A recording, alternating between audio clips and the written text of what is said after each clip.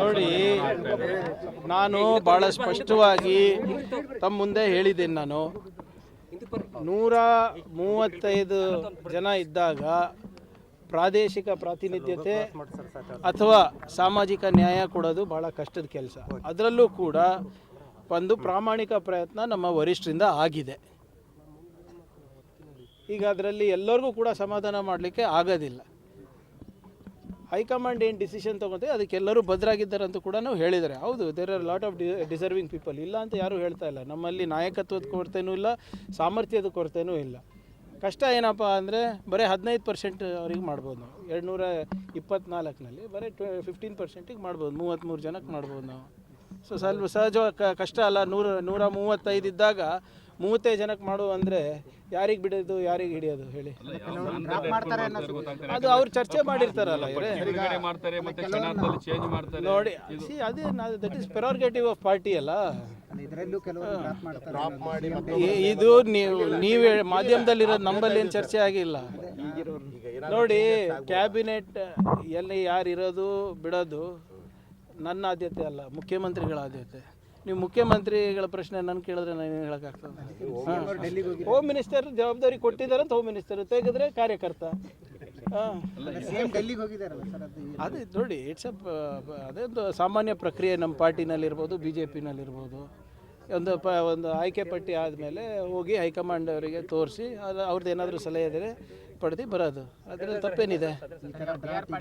ಕೂಡ ಕೃಷಿ ಸಚಿವರು ಇದು ಆಗ್ತಿಲ್ಲ ಅಂತ ಈಗ ನಾಳೆ ಆಗುತ್ತಲ್ಲ ನೋಡಿ.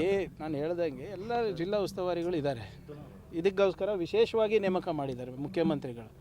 ಯಾವುದೇ ರೀತಿಯಾದಂಥ ತೊಂದರೆ ಆಗಬಾರ್ದಂತ ತಾನೇ ಮಾಡಿರೋದು.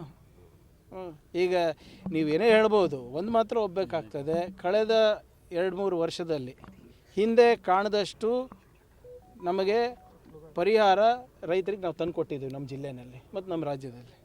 That is undebatable. Drinking water ಭಾಳ ಸಮಸ್ಯೆ ಇದೆ ಸರ್, ಕಲುಷಿತ ನೀರು ಬರ್ತಾ ಇದೆ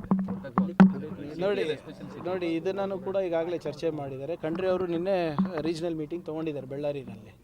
ಸೊ ನಾನು ಹೇಳ್ದಂಗೆ ಇದು ಒಂದು ವಿಚಿತ್ರವಾದಂಥ ಬೆಳವಣಿಗೆ. ಇದು ಎಲ್ಲಿನೋ ಯಾವಾಗಲೂ ಆಗ್ತದೆ, ಈ ಸರಿ ಸೂಪರ್ ಎಲ್ಲಿನೋ ಆಗಿರೋದು.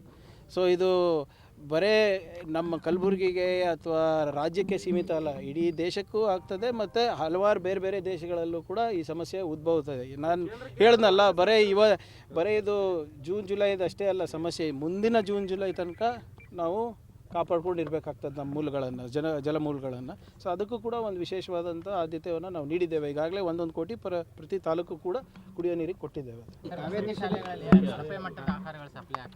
ನೋಡಿ, ಅದು ಆಗಲೇ ತನಿಖೆ ಮಾಡ್ತಾ ಇದ್ದೀವಿ. ಈಗ ಎರಡು ಪ್ರಕರಣಗಳು ನಮ್ಮ ಕಲಬುರಗಿನಲ್ಲಿ ಆಗಿದೆ. ಒಂದು ಅಫಜಲ್ಪುರ ಮತ್ತು ಒಂದು ದಂಡೋತಿ ಶಾಲೆಯಲ್ಲಿ, ಚಿತ್ತಾಪುರ್ನಲ್ಲಿ, ಸೇಡಂನಲ್ಲೂ ಆಗಿದೆ. ಈಗ ಇದು ವಾರ್ಡನ್ಗಳ ಮೇಲೂ ಕೂಡ ಆ್ಯಕ್ಷನ್ ತೊಗೊಂಡಿದ್ದೀವಿ. ಮತ್ತು DC ನಾನು ಕಟ್ಟುನಿಟ್ಟವಾದಂಥ ನಿರ್ದೇಶನ ನೀಡಿದ್ದೀನಿ. ಜಿಲ್ಲಾ ಮಟ್ಟದ ಅಧಿಕಾರಿಗಳು ಹೋಗಿ ಸರ್ಪ್ರೈಸ್ ವಿಸಿಟ್ ಮಾಡಬೇಕಾಗ್ತದೆ ಎಲ್ಲ ಕಡೆ ಅಂತ ಈಗಾಗಲೇ 4-5 ಕಡೆ ಮಾಡಿದ್ದಾರೆ. ಸ್ವಲ್ಪ ಇದನ್ನು ಹೆಚ್ಚು ರೀತಿಯಾಗಿ JDಗಳು ನೋಡ್ಕೋಬೇಕು. ಅವರಿಗೂ ಇವತ್ತು ಕರೆಸಿದ್ದೀನಿ ನಾನು.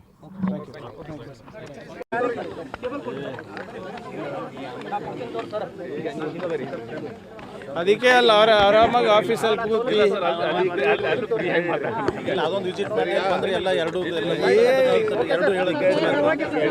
ಈಗ ಇದು ಮಾಡಬೇಡ್ರಿ.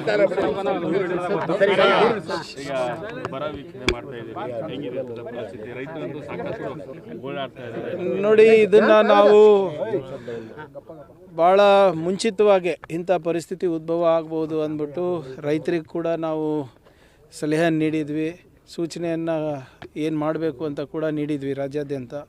ಅದಲ್ಲದೆ ನಮ್ಮ ಉಪಮುಖ್ಯಮಂತ್ರಿಗಳು, ಕಂದಾಯ ಸಚಿವರು ಕೂಡ ಕೇಂದ್ರ ಸರ್ಕಾರಕ್ಕೆ ಬರೆದು ಮನವಿ ಮಾಡಿಕೊಂಡಿದ್ದಾರೆ, ನಮಗೆ ಯಾವ ರೀತಿ ಬರ ಪರಿಸ್ಥಿತಿ ಬರ್ಬೋದು ಅಂದ್ಬಿಟ್ಟು. ಅದೇ ನಿಟ್ಟಿನಲ್ಲಿ ಇವಾಗ ಏನು ನಮಗೆ ಸುಮಾರು 70-75% ಮಳೆಗಾಲ ಮುಗಿದಿದ್ರೂ ಕೂಡ ಇಲ್ಲಿ ಒಂದು ಹನಿ ನೀರಿಲ್ಲ ಇಲ್ಲಿ. ಸೊ ಆದ್ದರಿಂದ ಇವತ್ತು ನಾವಾಗಿರ್ಬೋದು ಮತ್ತು ನಮ್ಮ ಬಸವರಾಜ ಮತ್ತಿಮೂಡವರು ಅವ್ರ ಕಾನ್ಸ್ಟಿಟ್ಯೂನ್ಸಿನಲ್ಲಿ 1-2 ಕಡೆ ವೀಕ್ಷಣೆಯನ್ನು ಮಾಡ್ತಾಯಿದ್ದೀವಿ. ಇಲ್ಲಿ ತಾವು ನೋಡಿದ್ರೂ ಗೊತ್ತಾಗ್ತದೆ, ಇದು ಸಂಪೂರ್ಣವಾಗಿ ಉದ್ದು, ಹೆಸರು ಮತ್ತು ತೊಗರಿಗೂ ಕೂಡ ಯಾವುದೇ ರೀತಿಯಾಗಿ ಅದ್ರ ಬೆಳವಣಿಗೆ ಆಗಿಲ್ಲ.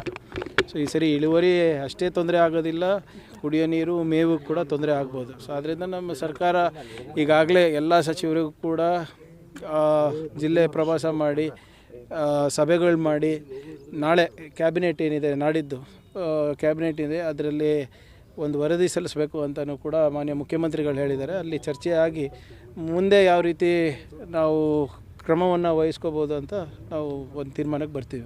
ಅಲ್ಲ, ಪರಿಹಾರ ನಿರೀಕ್ಷೆ ಇದ್ದಾರೆ ಸರ್ ರೈತರು, ಯಾಕಂತಂದರೆ ನೋಡಿ ಇಲ್ಲ ನೋಡಿ, ಹಿಂದೆ ನಮ್ಮ ಜಿಲ್ಲೆಯಲ್ಲಿ ಇಡೀ ದೇಶದಲ್ಲೇ 2ನೇ ಹೆಚ್ಚು ಪರಿಹಾರ ಸಿಕ್ಕಿದ್ದು ಇಡೀ ಇಂಡಿಯಾನಲ್ಲಿ, ಕರ್ನಾಟಕಕ್ಕೆ. ಅದರಲ್ಲೂ ಕೂಡ ನಮ್ಮ ಜಿಲ್ಲೆಯಲ್ಲಿ ಸುಮಾರು 650 ಕೋಟಿಗಿಂತ ಹೆಚ್ಚು ಪರಿಹಾರ ಇತಿಹಾಸದಲ್ಲಿ ಮೊದಲನೇ ಬಾರಿ ಬಂದಿದ್ದು. ಹಿಂದೆ ಏನು ಹೋದ ಬಾರಿ ನಾವು ಭಾಳ ನಮ್ಮ ಅಗ್ರಿಕಲ್ಚರ್ ಆಫೀಸರ್ಸ್ ಇರ್ಬೋದು, ಹಾರ್ಟಿಕಲ್ಚರ್ ಆಫೀಸರ್ಸ್ ಇರ್ಬೋದು, ಬೇರೆ ಮಟ್ಟಕ್ಕೆ ಹೋಗಿ ನೋಂದಣಿ ಮಾಡಿಸಿದ್ರು. ಅದೇ ನಿಟ್ಟಿನಲ್ಲಿ ಈ ಸರಿನೂ ಕೂಡ ಅದಕ್ಕೆ ಭಾಳ ವಿಶೇಷವಾದಂಥ ಒತ್ತನ್ನು ಕೊಟ್ಟು ಇವತ್ತು ನಮ್ಮಲ್ಲಿ ಸುಮಾರು 4.5 ಲಕ್ಷ ರೈತರು ಇವತ್ತು ರಿಜಿಸ್ಟ್ರೇಷನ್ ಆಗಿದ್ದಾರೆ. ಸೊ ನಾವು ಏನಿದೆ ಪರಿಹಾರ ಏನಿದ್ರೂ ಕೂಡ ಕೇಂದ್ರ ಸರ್ಕಾರದ ನಿಯಮಾವಳಿ ಕೊಡಬೇಕಾಗ್ತದೆ, ಅದಕ್ಕೆ ನಾವು ಬದ್ಧರಾಗಿದ್ದೇವೆ. ಸೊ ಇದರಲ್ಲಿ NDRF ಗೌಡ್ಲೆ ನೋಡಿ, ನಾವು ಇವಾಗಿಂದ ಅಲ್ಲ, ಇದು ಸದನದಲ್ಲಿ ರಾಹುಲ್ ಗಾಂಧಿ ಅವರು ಇರ್ಬೋದು, ಖರ್ಗೆ ಸಾಹೇಬ್ರು ಇರ್ಬೋದು, ಭಾಳ ಸರಿ ಪ್ರಸ್ತಾಪ ಮಾಡಿದ್ದಾರೆ. ನೀವು ಬರ ಘೋಷಣೆ ಮಾಡಿ ಅಂತ ಎಲ್ಲರೂ ಹೇಳ್ತಾ ಇದ್ದಾರೆ. ಆದರೆ ಮಾಡಲಿಕ್ಕೆ ಡ್ರಾಟ್ ಮ್ಯಾನ್ಯುವಲ್ ಪ್ರಕಾರನೇ ಮಾಡಬೇಕು. ಈಗ 2016ರಲ್ಲಿ ಕ್ಷಮಿಸಿ 2016ರಲ್ಲಿ ಇಂದಿನ ಕೇಂದ್ರ ಸರ್ಕಾರ ಕೆಲವು ಮಾನದಂಡಗಳು ಬದಲಾವಣೆ ಮಾಡಿದ್ದಾರೆ. ಆ ಮಾನದಂಡಗಳನ್ನು ನಾವು ಪೂರೈಸಬೇಕಂದ್ರೆ ಭಾಳ ಕಷ್ಟ ಆಗುತ್ತೆ ರೈತರಿಗೆ. ಸೊ ಸರಳೀಕರಣ ಮಾಡಿ ಅಂತಲೂ ಕೂಡ ಭಾಳ ಸರಿ ಪ್ರಸ್ತಾಪ ಮತ್ತು ಚರ್ಚೆ ಪಾರ್ಲಿಮೆಂಟಲ್ಲಿ ಕೂಡ ನಡೆದಿದೆ, ನಮ್ಮ ಅಸೆಂಬ್ಲಿನಲ್ಲಿ ಕೂಡ ನಡೆದಿದೆ. ಆದರೆ ನಮ್ಮ ಕೈ ಕಾನೂನಾತ್ಮಕವಾಗಿ ಕಟ್ಟಾಕಿದ್ದಾರೆ ಕೇಂದ್ರ ಸರ್ಕಾರ. ನಾವು ಅವರ ಡ್ರಾಟ್ ಮ್ಯಾನ್ಯುವಲ್ ಪ್ರಕಾರನೇ ನಾವು ನಡ್ಕೋಬೇಕಾಗ್ತದೆ, ಇಲ್ಲರೆ ನಮ್ಗೆ ₹1 ಸಿಗೋದಿಲ್ಲ. ಆಮೇಲೆ ಹೋದ ಬಾರಿ ತಮ್ಗೆ ಗೊತ್ತಿರೋ ಹಾಗೆ ಪರಿಹಾರದಲ್ಲೂ ಕೂಡ ಸ್ವಲ್ಪ ವಿಳಂಬ ಮಾಡೋದಕ್ಕೆ ನಾವು ಕೋರ್ಟಿಗೆ ಹೋಗಬೇಕಾಗಿತ್ತು. ಸುಪ್ರೀಂ ಕೋರ್ಟು ಛೀಮಾರಿ ಹಾಕಿದ ಮೇಲೆ ನಮಗೆ ಪರಿಹಾರ ಬಂತು. ಸೊ ಅದಕ್ಕೆ ನಾವು ಹಿಂದಿನ 1-2 ವರ್ಷದಲ್ಲಿ ಏನೇನು ಪಾಠಗಳನ್ನು ಕಲ್ತಿದ್ದೇವೆ, ಬರ ನಿರ್ವಹಣೆ ಇರ್ಬೋದು, ಅತಿವೃಷ್ಟಿದಿರ್ಬೋದು, ಅದನ್ನು ನಾವು ಮುಂಜಾಗ್ರತವಾಗಿ ಈಗಾಗಲೇ ನಮ್ಮ ಸರ್ಕಾರದಿಂದ ಮಾಡಲಿಕ್ಕೆ ಪ್ರಾರಂಭ ಮಾಡಿದ್ದೇವೆ. ಈಗ ಕಳೆದ ವರ್ಷದ ಬೆಳೆ ವಿಮೆ ಪರಿಹಾರನೇ ಬಂದಿಲ್ಲ, ಚರಂಡಿ ಕಂತಿದ್ದು ಸಾಕಷ್ಟು ರೈತರು ಇಲ್ಲ ಆಲ್ಮೋಸ್ಟ್ ಎಲ್ಲ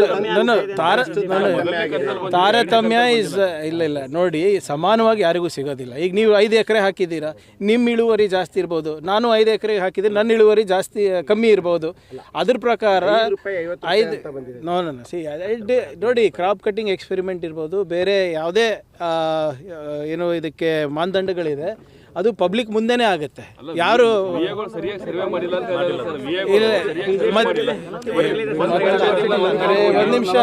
ಒಂದು ನಿಮಿಷ ಮತ್ತಿ ಮೂಡೋರಿಗೆ ನನ್ನ ಜೊತೆನೇ ಇದ್ದಾರೆ ಅಂದರೆ ಈ ವಿಚಾರದಲ್ಲಿ ಎಲ್ಲರೂ ಒಂದೇ ಅಲ್ವಾ? 650 ಕೋಟಿ ಹೆಂಗೆ ಬಂತು ಮತ್ತು ನಮ್ಮ ಜಿಲ್ಲೆಗೆ? ಈಗ ಹಿಂದೆ ಬಸವರಾಜ್ ಸಾಹೇಬ್ರಿದ್ದಾಗೆ 28 ಕೋಟಿ ಮ್ಯಾಕ್ಸಿಮಮ್ ಬಂದಿದ್ದು ನಮ್ಮ ಜಿಲ್ಲೆಗೆ. ಹ್ಯಾಪಿ ಅಂತಲ್ಲ ನೋಡಿ, ಏನಿದ್ರೂ ಕೂಡ we have to do as per ಗೈಡ್ಲೈನ್ಸನ್ನು ನಾವು ಅನುಷ್ಠಾನಕ್ಕೆ ತರಬೇಕಾದ್ರೆ VA ಇರ್ಬೋದು, ನಮ್ಮ ಅಧಿಕಾರಿಗಳಿರ್ಬೋದು, ಅವರು ಪಬ್ಲಿಕ್ನಲ್ಲೇ ಮಾಡ್ತಾರೆ. ಕ್ರಾಪ್ ಕಟ್ಟಿಂಗ್ ಎಕ್ಸ್ಪೆರಿಮೆಂಟ್ ಯಾವುದೂ ಕೂಡ ಕದ್ದಿ ಮುಚ್ಚಿ ಮಾಡೋದಲ್ಲ, ಪಬ್ಲಿಕ್ನಲ್ಲೇ ಇರ್ತದೆ, ರೈತರ ಮುಂದೆನೇ ಆಗ್ತದೆ. ಅಂಥವೇನಾದರೂ ಲೋಪಗಳಿದೆ, ಅದು ಗಮನಕ್ಕೆ ಬಂದರೆ ಖಂಡಿತವಾಗೂ ಅದನ್ನು ಮಾಡ್ತಾರೆ. ಅದು ಯಾವುದಾದ್ರು ಇದ್ರೆ ಗಮನಕ್ಕೆ, ನನ್ನ ಪ್ರಕಾರ ಸೊ ಒಂದು 20% ಪಂಚಾಯತ್ನಲ್ಲಿ ಈ ಸಮಸ್ಯೆಗಳು ಬರ್ತಾ ಇದೆ. ಅದು ಯಾಕೆ ಬರ್ತಾ ಇದೆ ಅಂತ ನಾವು ಪರಿಶೀಲನೆ ಮಾಡಿದಾಗ ಕೆಲವು ಕಡೆ ನಮ್ಮ ರೈತರು ಕೂಡ ಏನೋ ಸಹಕಾರ ನೀಡಿಲ್ಲ, ಇವರು ಕೂಡ ನಮ್ಮ ಅಧಿಕಾರಿಗಳದ್ದು ಬೇಜವಾಬ್ದಾರಿತನ ಇದೆ ಅಂತ ಗೊತ್ತಿದೆ. But whatever it is, we will try to sort it out. ಬಿಸಿಲಲ್ಲಿ ಯಾಕೆ ನಿಂತು ಕೇಳ್ತೀರಿ? ಇವೆಲ್ಲ ಹೆಚ್ಚಿನ ವಿಡಿಯೋಗಳಿಗೆ ಪ್ರತಿಧ್ವನಿ ಯೂಟ್ಯೂಬ್ ಚಾನೆಲ್ ಸಬ್ಸ್ಕ್ರೈಬ್ ಮಾಡಿ, ಬೆಲ್ ಐಕಾನ್ ಕ್ಲಿಕ್ ಮಾಡಿ.